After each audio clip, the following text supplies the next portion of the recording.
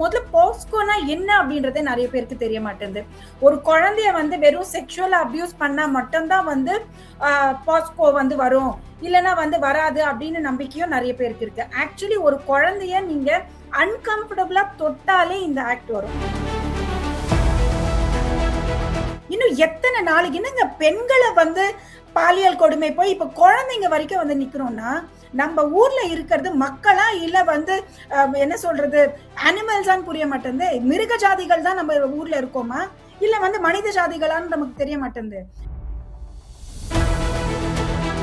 அதாவது இந்தியால நம்ம வந்து இருக்கிற ஒரு பியூட்டிஃபுல்லான ஒரு லீகல் சிஸ்டம் என்ன அப்படின்னு பாத்தீங்க அப்படின்னா, ஒருவேளை நான் வந்து ஒரு தப்பு செஞ்சுட்டேன் அப்படின்னு நீங்க நினைக்கிறீங்க, பட் ஆனா நான் அந்த தப்பு செய்யல, பட் ஆனா அந்த லோவர் கோர்ட்ஸ்ல இருக்கிற எவிடன்ஸ் எல்லாம் இல்ல நான் தப்பு செஞ்சுட்டேன் அப்படின்னு அவங்க நினைக்கிறாங்க அப்படின்னா, I have a right to appeal. ஏன்னா நான் அந்த தப்பு செய்யலன்னு ப்ரூவ் பண்றதுக்கு எனக்கு இன்னொரு கோர்ட் ஆஃப் அப்பீல் இருக்கு. இது யுஎஸ்ல கூட கிடையாது.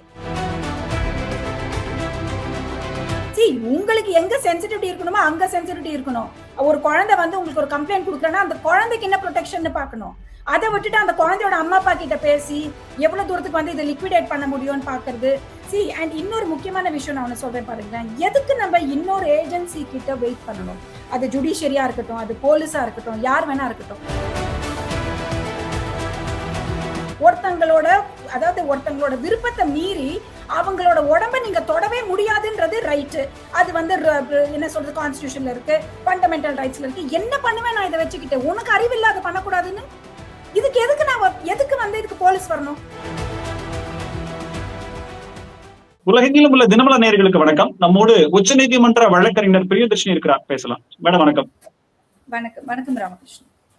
குற்றங்கள் குறைவாக நடக்கணும், இன்னும் சொல்ல போனால் அதனுடைய வீரியம் குறைவாக இருக்கணும். குறிப்பா போக்சோ வழக்குகளே பதிவு செய்யப்படக்கூடாது அப்படின்றதான் பெரும்பான்மையானவர்களுடைய விருப்பமா இருந்தாலும், நடைபெறக்கூடிய சம்பவங்களும் பதியப்படும் வழக்குகளும் அதனுடைய பின் எப்படி நடந்தது அப்படின்ற பார்வைகளும் ரொம்பவே கொடூரமாகவும் குரூரமாகவும் இருக்கு.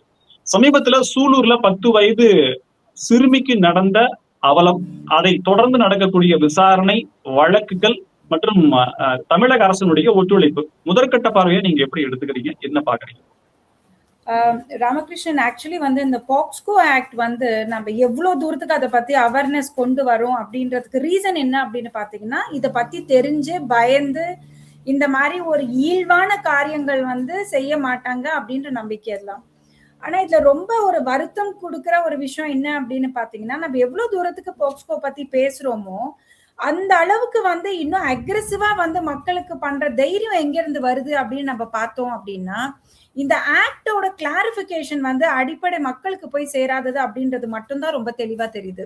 இன்ஃபேக்ட் 2019 இருக்கட்டும், 2017, இன்ஃபேக்ட் நிர்பயா கேஸ்ல இருந்து, இன்ஃபேக்ட் ரேப் கேசஸ்ல இருந்து நம்ம ஸ்டார்ட் பண்ணாலுமே போஸ்கோ கேசஸ் வந்து ரொம்ப ரொம்ப டெலிஜென்ட்டா உட்காந்து நம்ம பார்க்கணும் அப்படின்றதுனால மட்டும்தான். இன்ஃபேக்ட் நிர்பயா கேஸ்ல பாத்தீங்கன்னா ஒன் ஆஃப் த அக்யூஸ்ட் வந்து ஜுவினைலா இருக்கிற ஒரே காரணத்தினால அவங்களுக்கு வந்து நம்ம கம்மியான தண்டனை கொடுக்கணுமான்ற கேள்வி எல்லாம் நம்ம வந்து எழுப்பப்பட்டு ஒரு பெரிய இட் வாஸ் a long என்ன சொல்றது டெலிபரேஷன்ஸ் which had happened.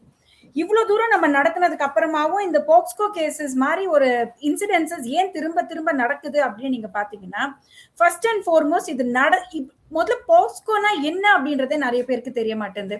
ஒரு குழந்தைய வந்து வெறும் செக்ஷுவலா அபியூஸ் பண்ணா மட்டும்தான் வந்து போக்ஸ்கோ வந்து வரும், இல்லைன்னா வந்து வராது அப்படின்னு நம்பிக்கையும் நிறைய பேருக்கு இருக்கு. ஆக்சுவலி ஒரு குழந்தைய நீங்க அன்கம்ஃபர்டபுளா தொட்டாலே இந்த ஆக்ட் வரும். அன்கம்ஃபர்டபுளா ஒரு குழந்தைய நீங்க வந்து ஃபீல் பண்ண வச்சாலே, ஒரு குழந்தைய தொடாம கூட இந்த ஆக்ட் வந்து அட்ராக்ட் ஆகலாம். சோ அதனாலதான் வந்து போக்ஸ்கோ பொறுத்த வரைக்கும் என்னன்னு பாத்தீங்கன்னா, பெனிட்ரேட்டிவ் அண்ட் நான் பெனிட்ரேட்டிவ் ரெண்டா பிரிக்கிறாங்க. செக்ஷுவல் அசால்ட் பண்றது, ப்ராப்பரா வந்து ஒரு குழந்தைய ரேப் பண்ணா என்னென்ன வந்து அவங்களுக்கு வந்து பனிஷ்மெண்ட்ஸ் இருக்கும், ஒரு குழந்தைய அன்கம்ஃபர்டபுளா ஃபீல் பண்ண வைக்கிறதுக்கே இட் இஸ் பனிஷபிள் அஃபென்ஸ். இதுவே நிறைய பேருக்கு தெரிய மாட்டேங்குது. இன்னொரு விஷயம் என்னன்னு பாத்தீங்கன்னா, எவ்வளவு வந்து இப்போ கிட்டத்தட்ட 2023 மட்டுமே நீங்க பார்த்தா கூட ஆல் ஓவர் இந்தியா கிட்டத்தட்ட 66,000 பாக்ஸ்கோ கேசஸ் வந்து ரெஜிஸ்டர் ஆயிருக்கு. ஆனா இந்த 66,000 அப்படின்றது ஒரு சின்ன நம்பர் மட்டும்தான். 66,000க்கு 20 மடங்கு கேசஸ் இருக்கும். ஆனா இதுல வந்து வெளியில வந்து பேசுறவங்க இத்தனை பேர் மட்டும்தான். ஏன்னா அவங்களுக்கு தைரியம் இல்லாம இருக்கலாம், குழந்தைங்கள அம்மா அப்பா கிட்ட சொல்லாம இருக்கலாம். இல்ல வெளியில போய் சொன்னா வந்து நமக்கு சொசைட்டி வந்து நம்ம குழந்தைய எப்படி பார்க்கும் அப்படின்ற ஒரு கேள்வியா இருக்கலாம். இல்ல வந்து இந்த கேஸ் இந்த இந்த கிரைம் பண்ணவர் வந்து ஒரு பெரிய கம்யூனிட்டிக்காரங்களா இருக்கலாம், பெரிய காஸ்ட்காரங்களா இருக்கலாம். இந்த மாதிரி நிறைய ரீசன்ஸ் வந்து பாக்ஸ்கோ மாதிரி ஒரு முக்கியமான அடித்தடத்துல இருந்தே அழிக்கப்பட வேண்டிய ஒரு கிரைமை வந்து இன்னும் நம்ம வளர்க்கறதுக்கான ஒரே ரீசன் என்னன்னு பாத்தீங்கன்னா மக்கள் கிட்ட இருக்கிற அச்சம் மட்டும்தான். இதை வெளியில போய் சொன்னா நாளைக்கு என் குழந்தையோட வாழ்க்கை என்ன ஆயிடும் அப்படின்ற ஒரு அச்சம் மட்டும்தான். இது தப்பா அப்படின்னு கேட்டீங்கன்னா கண்டிப்பா கரெக்ட், அவங்க சைட்ல இருந்து அது கரெக்ட் தான். ஏன்னா ஆஸ் அ கம்யூனிட்டி இன்னும் நம்ம இந்த மாதிரி குழந்தைங்களுக்கான ஒரு ஆதரவு கொடுக்குறோமா, அந்த குழந்தைங்களுக்காக நம்ம போய் நிக்கிறோமா, அந்த குழந்தைங்களுக்கு வந்து இதோட இம்பாக்ட் இல்லாம இருக்கிறதுக்கு நம்ம ஆஸ் அ கம்யூனிட்டி நம்ம நிக்கிறோமா அப்படின்னு கேட்டீங்கன்னா கண்டிப்பா கிடையாது. இன்னைக்குமே இந்த மாதிரி பாக்ஸ்கோ கேசஸ்க்கு வெளியில வந்து சொல்ற குழந்தைங்க அந்த அம்மா அப்பாவை தள்ளி வைக்கிறது, இல்ல அவங்க அம்மா அப்பா வந்து ஒழுங்கா அந்த குழந்தைய வளர்க்கல அப்படின்னு உட்கார்ந்து அந்த குழந்தை மேல நம்ம அந்த போர்ஸை திணிக்கிறோமே தவிர, யாரு வந்து இந்த அனிமல் லைக் ஆக்டிவிட்டி பண்றாங்களோ, இந்த கொடூரமான ஒரு விஷயத்த பண்றதுக்கு ஒருத்தவங்களுக்கு தைரியம் வருது அப்படின்னா அவங்கள நேரோ டவுன் பண்றதுக்கான ஆட்டிடியூட் இன்னமும் கம்மியா தான் இருக்கு. இது வந்து ஒரு பெரிய கவலை. இதனால வந்து என்ன ஆகுது அப்படின்னு பாத்தீங்கன்னா வெளியில வந்து குழந்தைங்களுக்கு பேசுற தயக்கம் ரொம்ப அதிகமாயிடுது. அவங்க அம்மா அப்பா கிட்டயே போய் சொல்ற தயக்கம் அதிகமா இருக்கு. இன்னொரு ரொம்ப இன்ட்ரெஸ்டிங்கான ஒரு ஃபேக்ட் என்ன அப்படின்னு பாத்தீங்கன்னா, போன 2023 மட்டும் 40,434 பாக்ஸ்கோ கேசஸ் பெனிட்ரேட்டிவ் செக்ஸ்ல ஃபைல் பண்ணிருக்காங்க. அதாவது ப்ராப்பர் செக்ஷுவல் அபியூஸ் ஆயிருக்கு இந்த குழந்தைங்களுக்கு. இந்த செக்ஷுவல் அபியூஸ் ஆன குழந்தைங்கள்ல 40,434 குழந்தைங்கள்ல 39,000 பேர் வந்து நோன் பீப்புள். வெளியில யாரும் வந்து ரேண்டமா அந்த குழந்தைங்களை அட்டாக் பண்றதுக்கான பாசிபிலிட்டி வந்து ரொம்ப கம்மி. இந்த மாதிரி அந்த குழந்தைங்களுக்கு இந்த செக்ஷுவல் அபியூஸ் பண்றவங்க எல்லாருமே யாருன்னு பாத்தீங்கன்னா முக்கியமா அவங்க கூடயே இருக்கிறவங்க, ஒண்ணு சொந்தக்காரங்களா இருப்பாங்க, ஃபேமிலிக்குள்ளேயே இருப்பாங்க, இல்ல கேர்டேக்கரா இருப்பாங்க, இல்ல பக்கத்து வீட்டுக்காரங்களா இருப்பாங்க, இல்ல வேலை செய்யறவங்களா இருப்பாங்க. சோ இந்த மாதிரி தெரிஞ்சவங்க மட்டுமே தான் அந்த குழந்தைங்களுக்கு இந்த மாதிரி அபியூஸ் கொடுக்குறாங்க. இந்த மாதிரி அபியூஸ் கொடுத்ததுக்கு அப்புறமும் அந்த குழந்தைங்களுக்கு வெளியில வந்து சொல்ற தைரியம் இருக்கிறது இல்ல. ஒண்ணு, முதல்ல அது தப்பா, இது அம்மா அப்பா கிட்ட போய் சொன்னா நம்மள தப்புன்னு சொல்லுவாங்களா அப்படின்ற பயம் எல்லா குழந்தைங்களுக்கும் இருக்கு. ரெண்டாவது விஷயம் வந்து வெளியில போய் சொன்னா குழந்தைய பத்தி நம்ம தப்பா எடுத்துப்போமா அப்படின்ற பயம் அம்மா அப்பா அவங்களுக்கு இருக்கு. மூணாவது விஷயம் என்னன்னு பாத்தீங்கன்னா, ஏற்கனவே இந்த குழந்தை இந்த ட்ராமா ஃபேஸ் பண்ணியாச்சு, திரும்ப ஒரு கேஸ் வச்சு திரும்ப குழந்தை இதெல்லாம் ஃபாலோ பண்ணிட்டு போறதுக்கு பரவாயில்லன்னு சொல்லிட்டு அவனை மிரட்டியோ இல்ல விட்டோ அதை வந்து ஒரு அண்டர் த கார்பெட்டே முடிச்சிடுறாங்க. இது மேஜர்லி இதுதான் ஒரு பெரிய ப்ராப்ளமா இருக்கு. இப்போ குற்றங்களுடைய வகைகள்னு பார்த்தா, இப்போ ஹிஸ்டரி ஷெட்டரா இருக்காங்க அப்படின்னா சட்டம் ஒழுங்கு குறித்து அல்ல திருட்டு இல்லைன்னா வேற மாதிரியான குற்றங்கள் செய்யறாங்கன்னா தொடர்ந்து அவங்களே, அதாவது ஒரே குற்றத்தை ஒரே மாதிரியான ஸ்டைல்ல ஒரே குற்றவாளி திரும்ப திரும்ப செய்யறாங்க. ஆனா இந்த போக்சோல புதிய குற்றவாளிகள் ஒரு தடவை இப்ப 40,000 வழக்கு சொன்னீங்க, 40,000 40,000 நபர்கள் பண்ணிருப்பாங்க நான் நினைக்கிறேன். ஏன்னா ஒரே நபர் அடுத்து மறுபடியும் இந்த குற்றம் செய்யறாரா அப்படின்ற கேள்வி. இப்போ புதிய நபர்கள் ஏன் வர்றாங்க? இப்போ ஒரு வழக்கு தொடுக்கப்படுதுன்னா சம்பவம் பெரிய அளவுல பேசப்படுது. 10 வயது சிறுமிக்கு இப்படி கொடுமையா அப்படின்னு சொல்லி எல்லாத்துக்குமே தெரியுது. ஆனா அவருக்கு கொடுக்கப்பட்ட தண்டனை இந்த கால அளவு 2 வருடங்களோ 3 வருடங்களோ 5 வருடங்களோ விசாரணை, அதற்கு தீர்ப்பு கிடைக்கும் போது இதை செஞ்சா இந்த தண்டனை கிடைக்குன்ற பயம் புதிதான நபர்களுக்கு ஏன் வரலன்றது ஒரு சமூக ஒரு பொறுப்பான கேள்வியா இருக்கு. ஆனா சில விஷயம் நம்ம ஒத்துக்க வேண்டிய சில ஃபேக்ட்ஸ், ரொம்ப அக்லி ஃபேக்ட்ஸ், நம்ம ஒத்துக்க வேண்டிய சில அக்லி ஃபேக்ட்ஸ்ல வந்து ஒண்ணு ஸ்பீடி டிஸ்போசல் இல்லாதது. அது நம்ம வந்து தவிர்க்கவே முடியாது, இதுதான் உண்மை. அதாவது என்னதான் நம்ம ஃபாஸ்ட் ட்ராக் கோர்ட் கொண்டு வந்து 3 மாசத்துல வந்து இந்த மாதிரி சென்சிட்டிவ் கேசஸ் எல்லாம் டிஸ்போஸ் பண்ணணும்னு சொல்லிட்டு ஸ்பெஷல் கோர்ட்ஸ் வந்தே ஆகணும்னு 2019 சுப்ரீம் கோர்ட்ல ஜட்மெண்ட் கொடுத்தா கூட 1000 வந்து such courts should be established அப்படின்னு சொல்லிட்டு 2019 ஆர்டர் வந்தாலும் இப்போ வரைக்கும் வந்து 737 such courts have been functioning. இந்த இத்தனை கோர்ட்ஸ் இருந்தாலுமே 3 மாசத்துல அந்த கேஸை டிஸ்போஸ் ஆஃப் பண்றாங்களான்னு பாத்தீங்கன்னா கிடையாது. ஆன் அன் ஆவரேஜ் வந்து ஒரு கன்விக்ஷன் ரேட் வந்து முடியறதுக்குள்ள 3 to 7 வருஷம் ஆயிடுது. அந்த குழந்தை 7 வருஷம், ஆன் அன் ஆவரேஜ் 7 வருஷம் அந்த இன்சிடென்ட்டை திரும்ப திரும்ப யோசிச்சு திரும்ப she has to go through that process. இது வந்து அப்சல்யூட், அதாவது அந்த குழந்தை ஒரு வாட்டி பிசிக்கலா அபியூஸ் பண்ணியாச்சு, அந்த குழந்தை 7 வருஷம் மென்டலா அபியூஸ் பண்ற ஒரு ப்ராசஸ். இது வந்து this is a shameful state. That is where India is today. இது வந்து நம்ம டினை பண்ணவே முடியாத ஒரு விஷயம். ஆனா இதுக்கு வந்து என்னென்ன வந்து ஸ்டெப்ஸ் எடுக்கிறாங்க கவர்மெண்ட் சைட்ஸ்ல இருந்து இல்ல லீகல் ஃப்ரெட்டர்னிட்டி சைட்ல இருந்து என்னென்ன ஸ்டெப்ஸ் எடுக்கிறாங்க அப்படின்னு பாத்தீங்கன்னா, நான் வந்து first and foremost help lines வர ஆரம்பிச்சாச்சு. இந்த ஹெல்ப் லைன் அப்படின்றது குழந்தைங்களுக்கு எப்படி தெரியும் அப்படின்னு பாத்தீங்கன்னா, அந்த குழந்தைங்களோட டெக்ஸ்ட் புக்லயே பின்னாடி அந்த ஹெல்ப்லைன் நம்பர்ஸ் இப்ப வர ஆரம்பிச்சிருக்கு. ஸ்கூல்லயே உங்களுக்கு அந்த மாதிரி ஒரு பதட்டமான ஒரு சிச்சுவேஷனோ இல்ல யாராவது அன்கம்ஃபர்டபுளா ஃபீல் பண்ண வைக்கிறாங்க அப்படின்னாலே உடனே நீங்க போன் பண்ணி சொல்லலாம். இன்னொரு முக்கியமான விஷயம் என்னன்னா, இந்த சப்போர்ட் பர்சன் அப்படின்ற ஒரு ஆர்டர், அதாவது சப்போர்ட் பர்சன் தேவை அப்படின்னு சொல்லிட்டு 2023 சுப்ரீம் கோர்ட்ல ஒரு ஆர்டர் பாஸ் பண்ணிருக்காங்க. அதாவது இந்த மாதிரி குழந்தைங்க பாக்ஸ்கோனால அஃபெக்ட் ஆகிற குழந்தைங்க, இட் கேன் பி என்ன சொல் செக்ஷுவல் அசால்ட்டா இருக்கலாம், இல்ல it can be physical assault, proximity அசால்ட்டா கூட இருக்கலாம். இந்த மாதிரி குழந்தைங்களுக்கு இந்த லீகலா எப்படி போய் வந்து கேஸை ஃபைல் பண்றது, எப்படி வந்து ஒரு கேஸ் எப்படி வந்து நடத்துறது, கோர்ட் வந்து என்ன ப்ரொசீடிங்ஸ், அடுத்த லெவல் ஆஃப் ஸ்டெப் என்ன யோசிக்கணும் அப்படின்னு அந்த குழந்தைங்களுக்கு அசிஸ்ட் பண்ண வேண்டியது அந்தந்த ஸ்டேட்டோட ஒரு கடமை அப்படின்னு சொல்லிட்டு 2023 சுப்ரீம் கோர்ட் ஒரு ஆர்டர் பாஸ் பண்ணிருக்காங்க. ஆனா இது எத்தனை ஸ்டேட் எடுத்து செய்யறாங்க அப்படின்றதுதான் ஒரு கேள்வி. சரி, நான் என்னமா சொல்றேன், வெரி அன்பார்ச்சுனேட், இன்னைக்கு அந்த குழந்தை 10 வயசு குழந்தை துடிச்சு அந்த குழந்தைய சித்திரவதை பண்ணி சாவடிச்சிருக்காங்க. இதே அந்த குழந்தை உயிரோட இருந்து நாளைக்கு வந்து கம்ப்ளைண்டா கொடுத்து இருந்ததுன்னா நம்மள எத்தனை பேர் அந்த குழந்தைக்காக நம்ம நின்றுப்போம் அப்படின்றதுதான் கேள்வி. எத்தனை பேர் அந்த குழந்தைய தப்பா பார்த்திருக்க மாட்டோம். அந்த குழந்தை என்ன ட்ரெஸ் பண்ணிட்டு போச்சு, அவங்களோட அம்மா வந்து என்ன பண்ணிட்டு இருந்தாங்க, அவங்க அப்பா வந்து என்ன பண்ணிட்டு இருந்தாங்கன்னு சொல்லிட்டு நம்ம இன்வெஸ்டிகேட்டிவ் மோடுக்கு போறோமே தவிர, என்ன நடந்தது, குழந்தைக்கு இன்னைக்கு ஒரு பிரச்சனை, நம்ம எல்லாம் கூட நிக்கணும் அப்படின்னு எத்தனை பேர் வந்து நிக்கிறோம். The same goes with dowry. இப்ப டவுரி டெத் ஆயிடுச்சுன்னா இந்தியால லென்த் அண்ட் பிரெத் அதை பத்தி உட்காந்து நம்ம வீல்னு கத்திட்டு இருக்கோம். ஆனா ஒரு பொண்ணு போய் டவுரி கம்ப்ளைண்ட் கொடுக்கும் போது எவ்வளவு தூரத்துக்கு நம்ம அந்த பொண்ணுக்கு ஹெல்ப்ஃபுல்லா இருக்கும் அப்படின்னு பாத்தீங்கன்னா இன்னைக்குமே அது ஒரு ஸ்ட்ரகிள் தான். எங்கேயாவது ஒரு பாக்ஸ்கோல கூட நீங்க பாத்தீங்கன்னா ஃப்ரிவிலஸ் கேசஸ் இருக்கு, ஃப்ராட் கேசஸ் வந்து ஃபைல் பண்றாங்க, எங்கேயோ ஒன்னு ஃபைல் பண்ணிட்டு தான் இருக்காங்க. இப்ப கூட 63 ஃப்ராட் கேசஸ் வந்து போன வருஷத்துல ஃபைல் பண்ணிருக்காங்க, நம்ம கிட்ட டேட்டா இருக்கு. பட் இருந்தாலுமே அதனால மிச்சம் இருக்கிற 44,000 கேஸ் பொய்ன்னு ஆயிடுமா? சோ சிமிலர்லி டவுரியிலயும் அதே சிச்சுவேஷன் தான். டவுரியில வந்து அபியூசிவா வந்து சில விமன் பண்றாங்க அப்படின்ற ஒரு காரணத்தினால ஃபேக்சுவலா பண்றவங்களுக்கும் வந்து நம்ம அவங்க கிட்ட நம்ம எம்பத்தி காட்டாததுனால இந்த மாதிரி ஒரு ரொம்ப என்ன சொல்றது, இதுக்கு வந்து நம்ம காம்ப்ரமைஸே போக முடியாது. there is no reason. இது வந்து நீங்க எப்படியுமே திரும்பி போடவே முடியாது. It is gone. இப்ப அந்த குழந்தை போச்சுன்னா போச்சு. நம்மளும் நீங்களும் நானும் உட்காந்து எவ்வளவு கஷ்டப்பட்டு எவ்வளவு வலிச்சாலும் நமக்கு இன்னைக்கு அந்த குழந்தை போயிடுச்சு. இப்போ பிரச்சனை என்னன்னு பாத்தீங்கன்னா, இந்த மாதிரி இன்னும் எத்தனை குழந்தைங்க அப்படின்றதுதான் கேள்வி.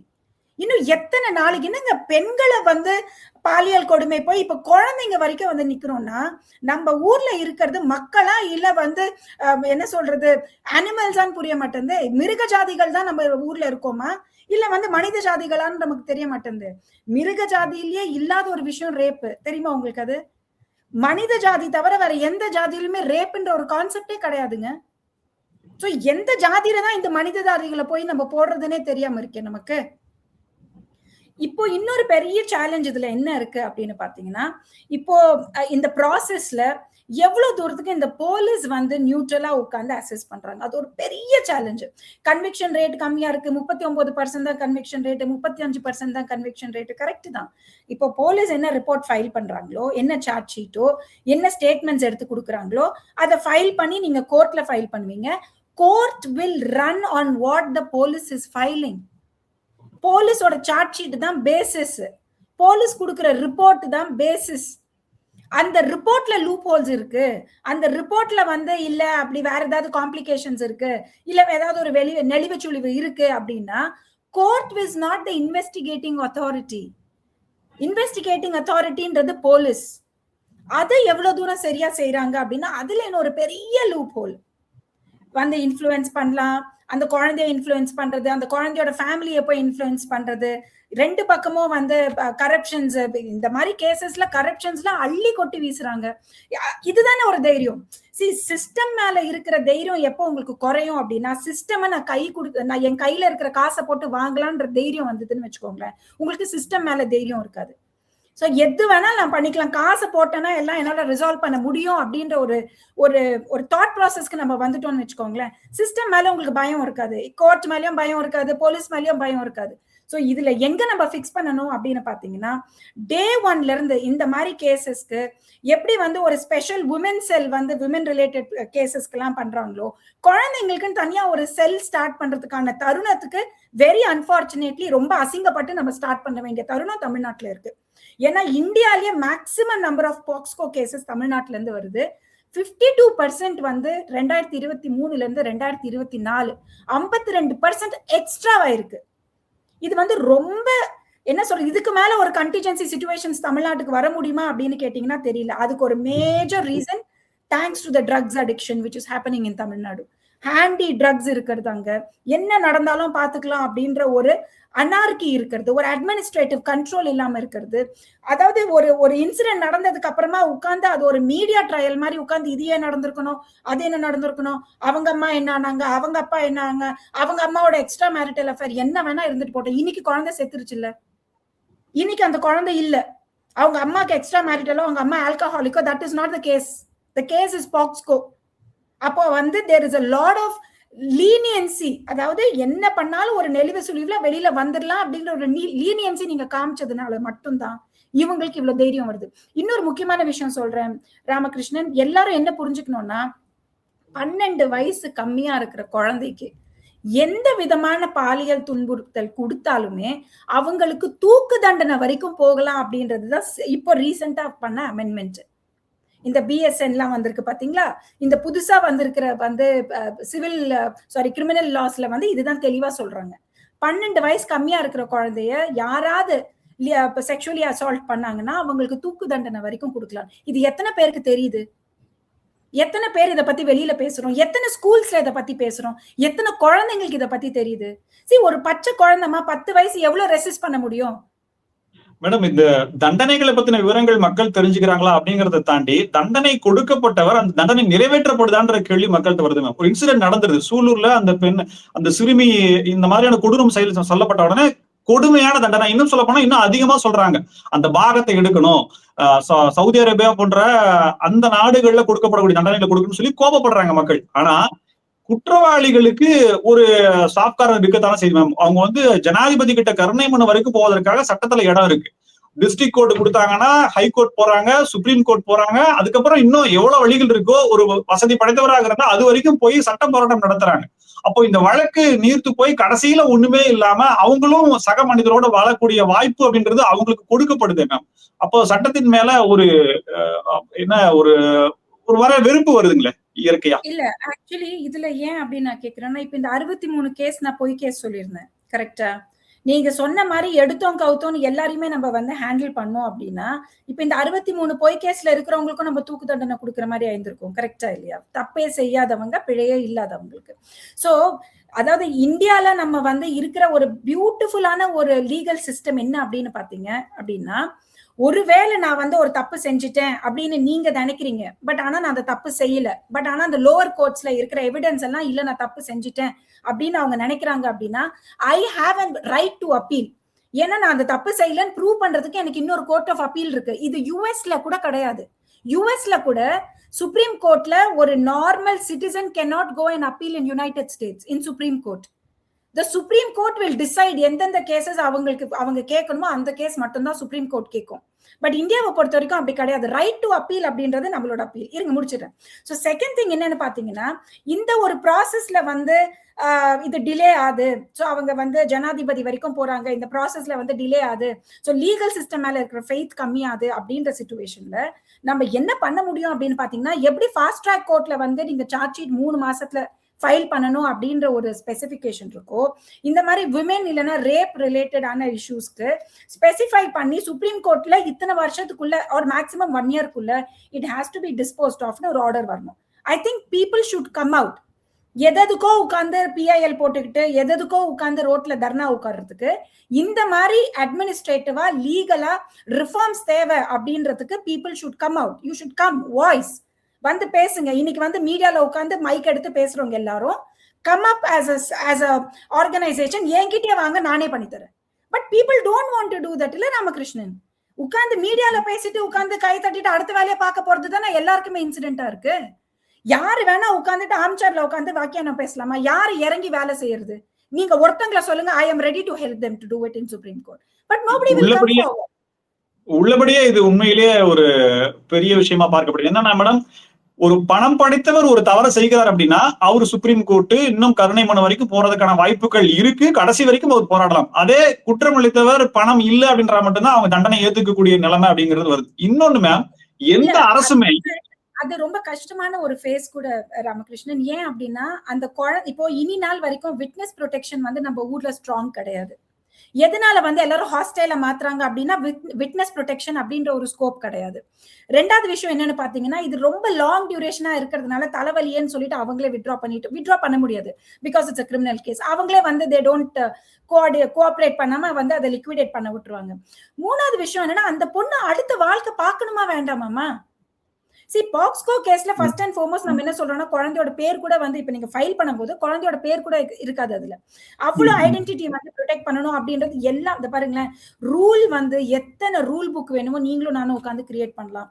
எத்தனை வந்து பிலாசபிஸ் பேசணுமோ நீங்களும் நானும் உட்காந்து பேசலாம். அடித்தளத்துல when the situation happens நம்ம அதை யூஸ் பண்றோமா இல்லையான்றது மட்டும் தான். நான் என்ன கேட்கிறேன், இப்ப இந்த பாக்ஸ்கோன்றதே தேவையில்லையே. நம்மளுக்கு கான்ஸ்டிடியூஷன் ஒரு புக் இருக்கு. கான்ஸ்டிடியூஷன்லயே தெளிவா வந்து குழந்தைங்களையும் பெண்களையும் நம்ம பாதுகாக்கணும்ன்ற ஒரு லைன் இருக்கு. அப்புறம் என்னத்துக்கு உங்களுக்கு எக்ஸ்ட்ரா இன்னொரு ரூல்? எதுக்கு உங்களுக்கு வந்து ஒரு வருஷமும் சுப்ரீம் கோர்ட் வந்து அரைச்சு தலையில ஊத்தணும்? உங்களுக்கு பெண்களை வந்து பாலியல் கொடுமை செய்யாதீங்கன்னு சொல்றதுக்கு உங்களுக்கு ஒரு ஆள் வேணுமா? உங்களுக்கு தெரியாது அது பண்ணக்கூடாதுன்னு? கரெக்டா பாயிண்ட் பண்ணீங்க மேம். இப்போ கடந்த சில மாதங்களுக்கு முன்பு பாத்தீங்கன்னா, சில ஆண்டுகள் கூட இருக்கலாம் நினைக்கிறேன், சரியா சொல்லணும்னு தெரியல, 2.5 வயது பெண் குழந்தை வன்புணர்வுக்கு ஆளாக்கப்பட்டதுன்ற செய்தி உங்களுக்கு வருதுங்க. அதாவது 2.5 வயசுல இருந்து 84 வயசு பாட்டி வரைக்குமே செய்யப்பட்டதுன்றாங்க. இத ஆட்சி அதிகாரத்துல இருக்கக்கூடிய அரசாங்கம் எப்படி பாக்குதுன்னா, எங்களுக்கு இது வந்து இழுக்கு, எங்களுடைய ஆட்சியில இந்த சம்பவம் நடந்ததுன்றதா அது அந்த கோணத்துலதான் பாக்குறாங்களே தவிர, பாதிக்கப்பட்டவர்களுக்கான நிவாரணம் இது இனிமே நடக்கக்கூடாதுன்ற பொறுப்புணர்வு அதிகாரத்துல இருப்பவர்களுக்கு குறைவாக இருக்குதா அப்படின்ற ஒரு சந்தேக கேள்வி வருது. என்ன அப்சல்யூட்லி இருக்கு. இதுல வந்து there is no second thought to it இல்லையா? ஏன்னா சென்சிட்டிவிட்டி அப்படின்றது நீங்க அவங்களுக்கு அப்புறமா வந்து நிதி உதவி கொடுக்கறது சென்சிட்டிவிட்டி கிடையாதுங்க. அவங்களுக்கு செக்யூரிட்டி கொடுக்கறது தான் சென்சிட்டிவிட்டி. ஒரு பொண்ணு இறந்து போயிடுச்சா, இந்தாங்க 7 லட்சம் ரூபாய் கொடுங்கன்னா 7 லட்ச ரூபாய்க்கு அந்த பொண்ணு ஏஞ்சி வெளில வந்துருமா? அவ்வளவு எதுக்குங்க? அந்த குழந்தை இறந்தே போலனே வச்சுக்கலாம். 7 லட்ச ரூபாய் நீங்க கொடுத்தீங்கன்னா அந்த பொண்ணு பார்த்த ட்ராமா வந்து டீட்ராமடைஸ் ஆக முடியுமா? உங்களுக்கு எங்க சென்சிட்டிவிட்டி இருக்கணுமோ அங்க சென்சிட்டிவிட்டி இருக்கணும். ஒரு குழந்தை வந்து உங்களுக்கு ஒரு கம்ப்ளைண்ட் கொடுக்குறேன்னா அந்த குழந்தைக்கு என்ன ப்ரொடெக்ஷன் பார்க்கணும். அதை விட்டுட்டு அந்த குழந்தையோட அம்மா அப்பா கிட்ட பேசி எவ்வளவு தூரத்துக்கு வந்து இதை லிக்விடேட் பண்ண முடியும்னு பாக்குறது. அண்ட் இன்னொரு முக்கியமான விஷயம் நான் சொல்றேன் பாருங்களேன், எதுக்கு நம்ம இன்னொரு ஏஜென்சி கிட்ட வெயிட் பண்ணணும்? அது ஜுடிஷியரியா இருக்கட்டும், அது போலீஸா இருக்கட்டும், யார் வேணா இருக்கட்டும். அதாவது தன்னொழுக்கம் அப்படின்ற ஒரு கான்செப்ட் இருக்கா இல்லையாமா நம்ம கிட்ட? தன்னொழுக்கம்னு ஒண்ணு இருக்கா இல்லையா? எதுக்கு ஒருத்தங்க உங்ககிட்ட வந்து சொல்லணும்? ஒரு பொண்ணு கையை பிடிச்சி இழுக்காதுன்னு எதுக்கு ஒருத்தவங்க உங்ககிட்ட சொல்லணும்? உங்களுக்கு தெரியாது அது இழுக்க கூடாதுன்னு? ஒருத்தங்களோட விருப்பத்தை மீறி அவங்களோட உடம்ப நீங்க தொடவே முடியாதுன்றது ரைட்டு. அது வந்து என்ன சொல்றது, கான்ஸ்டிடியூஷன்ல இருக்கு, ஃபண்டமெண்டல் ரைட்ஸ்ல இருக்கு. என்ன பண்ணுவேன் நான் இதை வச்சுக்கிட்டு? உனக்கு அறிவில்லை அதை பண்ணக்கூடாதுன்னு? இதுக்கு எதுக்கு வந்து இதுக்கு போலீஸ் வரணும்? எதுக்கு வந்து இதுக்கு கோர்ட்டுக்கு போகணும்? உங்களுக்கு வீட்டுல சொல்லி வளர்க்கலையா அதெல்லாம்? இப்ப இது எங்க வந்து நேரோ டவுன் ஆகுது அப்படின்னு பாத்தீங்கன்னா, வீட்டுல எவ்வளவு தூரத்துக்கு நம்ம பெண் குழந்தைங்களுக்கு வந்து அம்மா பாத்துப்போன்னு இத்தனை வருஷம் கழிச்சு இப்பதான் பிள்ளைங்க பாவம் வெளியிலேயே வருதுங்க. இத்தனை வருஷம் கழிச்சா நமக்கே அந்த நம்பிக்கை வருது, சரி பெண்கள் வெளியில போட்டோம், குழந்தைங்க வெளியில போட்டோம், சரிசமானமா படிக்கட்டும், சரிசமானமா வேலைக்கு போட்டோம். அது ஆம்பளை பிள்ளைங்களுக்கு சொல்லி வளர்க்கணும். அது ஆம்பளை பிள்ளைங்களுக்கு சொல்லி வளர்க்கறது இல்லையே. இப்ப வந்து growing a girl child is much easier. Growing a boy child is very difficult. எதனால வந்து இப்போ வந்து நிறைய டிவோர்ஸ் கேசஸ் நடக்குது? எதனால வந்து ஃபேமிலி பிரேக்கிங் நிறைய நடக்குது? எதனால வந்து ஓபன் மேரேஜ் சிஸ்டம்ஸ் இருக்கு, எக்ஸ்ட்ரா மேரிட்டல் அஃபேர்ஸ் எல்லாத்துக்குமே நேரோ டவுன் எங்க ஆகுது அப்படின்னு பாத்தீங்கன்னா, ஒரு பெண் அப்படின்றவ ஒரு 20 வருஷத்துக்கு முன்னாடி இருந்த ஒரு ஸ்டேட்டஸ்ல இன்னைக்கு கிடையாது. இன்னைக்கு she is coming into an equal footing. So உங்க அம்மா அப்பா உங்களுக்கு வீட்டுல உட்காந்து சமைச்சு கொடுத்த மாதிரி, உங்க அம்மா வந்து உங்க அப்பா கிட்ட அடி வாங்கின மாதிரி உங்க பொண்டாட்டி உங்ககிட்ட அடி வாங்கும். உங்க பொண்டாட்டி உங்ககிட்ட பேச்சு கேட்கும்னா கேட்க மாட்டாங்க. அதை முதல்ல நம்ம புரிஞ்சுக்கணும். அதை நம்ம குழந்தைகளுக்கு சொல்லி வளர்க்கணும். இட் ஆல் ஸ்டார்ட்ஸ் வித், அதுதான் சொல்றேன், ஒழுக்கம். அந்த ஒழுக்கம் வந்து உங்களுக்கு யாரும் சொல்லி கொடுக்க முடியாது, உங்க வீட்டுல இருக்கிறவங்க சொல்லி தரணும். அந்த ஒழுக்கம்ன்றது நீங்க உங்களுக்கு சொல்லிக்கணும். உங்களுக்கு யூ ஷுட் ஃபீல் அன்கம்ஃபர்டபிள்ங்க. உங்களுக்கு உங்களை பார்த்தா அசிங்கமா இருக்கணும். இந்த மாதிரி நான் பண்றேனா, இந்த மாதிரி நான் யோசிக்கிறேன்னா உங்களை பார்த்தா உங்களுக்கு அசிங்கமா இருக்கணும். இது வெளியில ஒருத்தங்க வந்து ஒரு ரூல் போட்டு இதுக்குன்னு ஒரு கோர்ட், எதுக்கு கோர்ட்? இத்தனை வருஷமா நான் என்ன கேக்குறேன், இத்தனை வருஷமா இந்த மாதிரி குழந்தைங்க வளரலையா? நான் வளரலையா குழந்தையா? See, they could have been sexual, என்ன சொல்றது, discomforts as a child, even I had. But ஆனா point of time வந்து இவ்வளவு தைரியம் எங்க இருந்து வருது? இவ்வளவு தைரியம் அதுவும் பர்டிகுலர்லி தமிழ்நாட்டுல எங்க இருந்து வருது அப்படின்னு பாத்தீங்கன்னா அட்மினிஸ்ட்ரேட்டிவ் லூப் ஹோல் மட்டும்தான். யாருக்கு யார் மேல பயங்க? யாருக்கு யார் மேல பயம்? ஓகே, இந்த தப்பு பண்ணோமா, இவரை போய் பிடிங்க, இவரை பிடிக்கலன்னா அடுத்து அவரை பிடிங்க, அவரையும் பிடிக்கலையா காசு கொடுங்க, முடிஞ்சிருச்சு கதை. இதுதானே நீங்க காமிக்கிறீங்க. பெரிய பெரிய ஸ்டேட்மெண்ட்ஸ் கொடுக்கலாம், ராமகிருஷ்ணன் என்ன வேணா பெரிய ஸ்டேட்மெண்ட்ஸ் கொடுக்கலாம். இம்ப்ளிமெண்டேஷன்ல உங்களால பண்ண முடியுதானா? கண்டிப்பா முடியலன்னு தானே அர்த்தம். இல்லன்னா 50% எப்படிங்க பாக்ஸ்கோ கேஸ் ஏறும்? எப்படிங்க என்ன சொல்றது ரேப் கேசஸ் அகேன்ஸ்ட் விமன் ஏறும்? தமிழ்நாடாங்க இது இருக்கிறதுல ஒன் ஆஃப் த சேஃபஸ்ட் ஸ்டேட்டா இருந்த இடம் தானே இது. தமிழ்நாட்டுல இருந்து டெல்லி வரும்போது எனக்கு ஒரே பதட்டமா இருந்தது. என்னடா தமிழ்நாடு அவ்வளவு சேஃபான ஒரு இடம், 12 மணி கூட ஏஞ்சி நம்மளால வெளில போக முடியும். இங்க டெல்லியில வந்து there's lot of restriction, ஐயோ கிரைம் ரேட் அதிகம். இப்ப டெல்லிக்கும் தமிழ்நாட்டுக்குமே வித்தியாசமே இல்லாம இருக்கு. இதெல்லாம் வந்து நம்ம சொல்லிக்கலாம் எவ்வளவு, என்ன சொல்றது, இவங்க என்ன பண்ணாங்க, அவங்க என்ன பண்ணாங்க, ஸ்டேட் என்ன பண்ணுச்சு, கவர்மெண்ட் என்ன பண்ணுச்சு, ஜட்ஜ் என்ன பண்ணாரு. நீங்க என்ன பண்ணீங்க? நீங்க என்ன பண்ணீங்க? உங்க வீட்டுல இருக்கிறவங்களுக்கு சொல்லி கொடுத்தீங்களா? உங்க வீட்டுல இருக்கிற குழந்தைங்களுக்கு ஃபர்ஸ்ட் எத்தனை பேரண்ட்ஸ் உட்கார்ந்து குழந்தைங்களோட டைம் ஸ்பெண்ட் பண்றாங்க? குழந்தைங்களுக்கு என்ன பிரச்சனைன்னு வாய் விட்டு கேக்குறாங்க? குழந்தை ஸ்கூலுக்கு போயிட்டு வந்ததுக்கு அப்புறம் எல்லாம் ஓகேவான்னு பேசுறாங்க. இதெல்லாம் நம்ம டைம்ல கூட நம்ம அம்மா அப்பா பேசியிருந்திருக்க மாட்டாங்க ராமகிருஷ்ணன். ஆனா நம்ம கூட தாத்தா பாட்டி இருந்தாங்க, சித்தி பெரியமா இருந்தாங்க, யாருக்கிட்டயாவது நம்ம ஷேர் பண்ணிருப்போம். இப்ப அந்த குழந்தைங்க யார்கிட்ட பண்ணும்?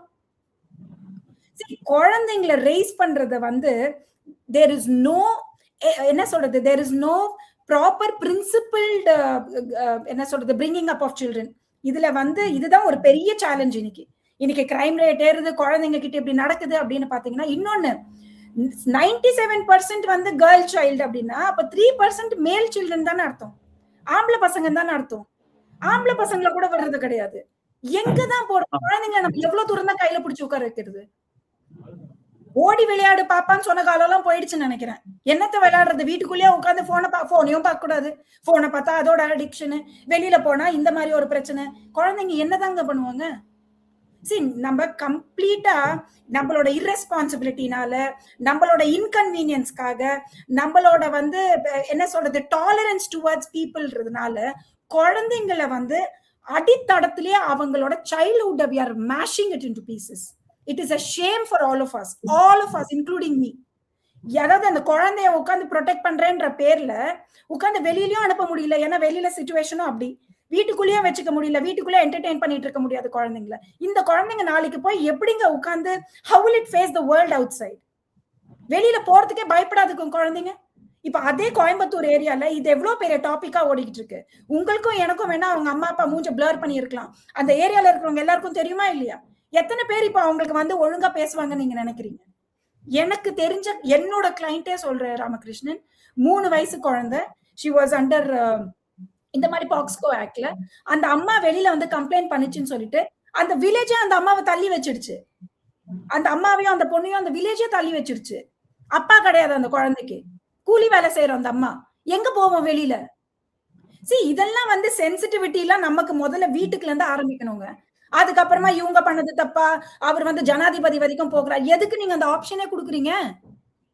எதுக்கு அந்த ஆப்ஷன் கொடுக்குறீங்க?